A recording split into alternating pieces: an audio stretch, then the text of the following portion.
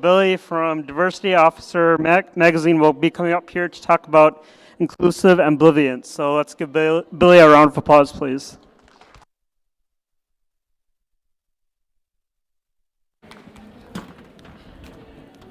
See if we can save some time here. So you all think that you're inclusive, open-minded, and tolerant, don't you? After all, you volunteered to be here, right? Well, let's see how open-minded and tolerant you are. Can you really walk your talk? Well, some research by Patricia Devine and her colleagues at the University of Wisconsin gives us some insight into the dilemma. And that dilemma is, most of us value being open and tolerant, and at the same time we're all breathing the smog of discrimination and prejudice. And somehow we have to make sense out of both of those sets of messages. Now, what she did was she put a group of people into a low prejudice and a high prejudice group based on test scores. Then she gave them a series of scenarios. And here's an example of one of them. Imagine you're on a crowded bus. It's during a rush hour. There's only one seat left, and it's right next to you. At the next stop, another group of people get on, and one of them is this fairly large-sized African-American man, and he's walking your way. In fact, he's eyeing that seat. What I want you to do next is rate how uncomfortable should you feel. I'll give you 5 more scenarios. In this particular study, they were focusing on race, so all of them had race incident scenarios. But suppose I had you rate all those, take them back from you, and give them back to you again. But this time I asked you to rate how uncomfortable would you feel. Now, what the researchers assumed was that should reminds of our societal values that we've learned, and would actually puts us in the behavior, in the situation, and then we have to figure out how we'd actually behave. Now, you'd think that people who are high prejudice would rate that I should feel uncomfortable, and I would.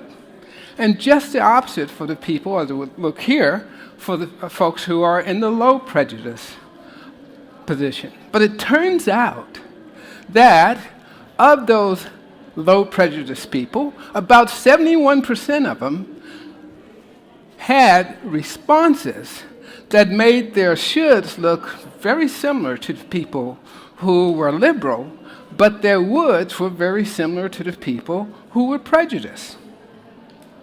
Now, what they concluded was that this is an interesting result, but we got to find out more. So what they did was they told the people who had these discrepancies between their scores that they had this gap between their shoulds and their woulds. And what happened was these folks began to feel guilt and shame. And they would say, you know, that's not how I see myself. In fact, what can I do so that my beliefs and values are in alignment with the way that I want to perceive myself and others to perceive me?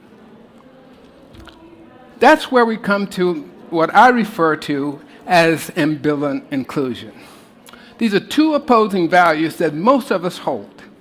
On the one hand, we consciously value being perceived as and thinking of ourselves as open, tolerant, and inclusive. On the other hand, because we breathe the smog of prejudice and discrimination, somehow we have to reconcile those two.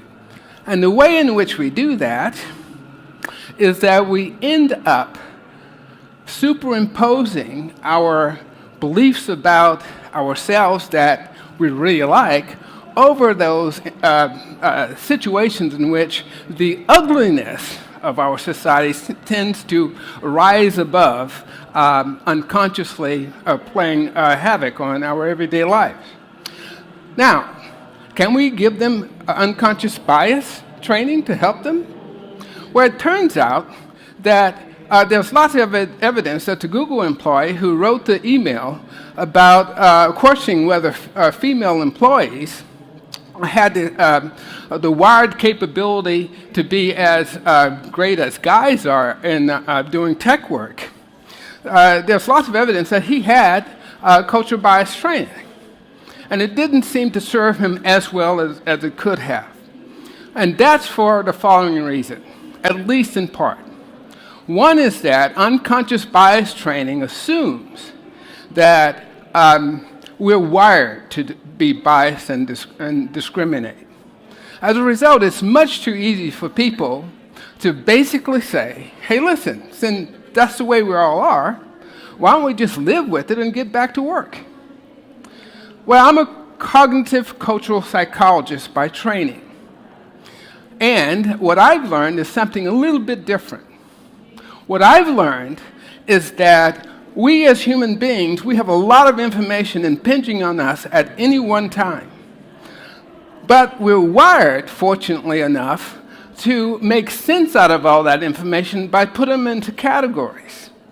And that way we can learn from our experience and deal with all of that complexity.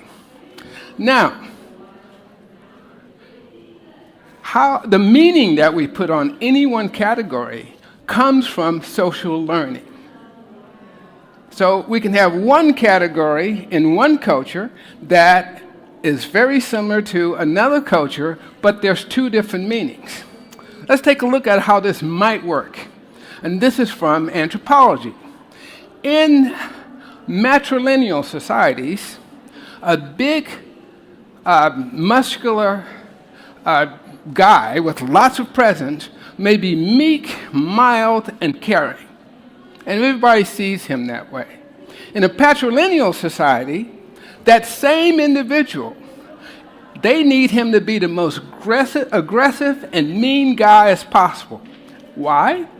Because in matrilineal society, according to this research, there's a basket of plenty. There's lots to go around. In patrilineal societies, they're constructed in a way that there's at least a perception of, if not the reality, that there isn't much to go around. So you have to compete for it. So you need tough people to help you get what you and your people need. Well, how does ambivalent inclusion fit into this whole thing? Does it add any value? Well, one way is that it tells us that there are blind spots, number one. But second of all, it's based on the assumption that we can uncover those blind spots in a meaningful way. In addition to that even though we learn some biases, those biases can be unlearned. But first we have to be able to be willing to open up ourselves to see our blind spots. Blind spots make it very difficult for us to hear negative feedback. That's one of the problems. So we got to find a way to help people be able to do that. Take the manager who hires an African-American staff person, and he's proud of it because he's the best qualified person for the job. She goes up for promotion twice, and he is the gatekeeper, and he turns it down. The second time, she reports him to HR for racial discrimination, and he's upset. He said, I've given this person a job. She's good. She's just not ready. What he's not aware of is that when he's making those decisions, he is also thinking that about her hairstyle, the way she talks, and the way she dresses. And for him, they are not professional enough. But those things are hidden. Although they creep up for him on occasion, he doesn't think they have a whole lot of weight. And because she's turned him in, he's really upset. He thinks that he has been betrayed by her because he has shown her in all kinds of ways that he is open and tolerant. And his ego, as a result, is very fragile. These blind spots continue this cycle of exclusion. And that's the problem. So how do we get people out of it? Well, one way that we get people out of it is to, and what I've found, is to help them engage in self-confrontation. Rather than me just hitting them between the eyes and says, you are being racist, instead, I'm going to be soft on people and hard on the problem. The problem here is that he can't see his blind spot, so I'm going to help him. And here's how I'm going to help him. There's a couple of exercises. There's many more, but here's some interesting ones. The first one was used by Qualcomm with their managers. It's called a social capital assessment. And it's a bunch of checklists on your attitude, awareness, knowledge, and skills, and you're just checking them off in terms of what applies to you. Now, if you use this with a 360-degree feedback, you can get something from the people who work under you, colleagues below you, your supervisors, and it helps you see whether or not how you see yourself is the way other folks see you too. And it's an eye-opener for folks. But even if you use it yourself and you're honest with yourself, you can learn a lot. The other one is called How Inclusive Are You? That is a checklist of values and beliefs for different cultural groups. Gender is one, race and ethnicity is another, disability, there's all kinds of groups. But what you can do is do these checklists. If you do it honestly, you'll see that certain groups you have more value for than others. And then you have to ask yourself, how is that going to have, what implications is that going to have on your doing good work and inclusive work?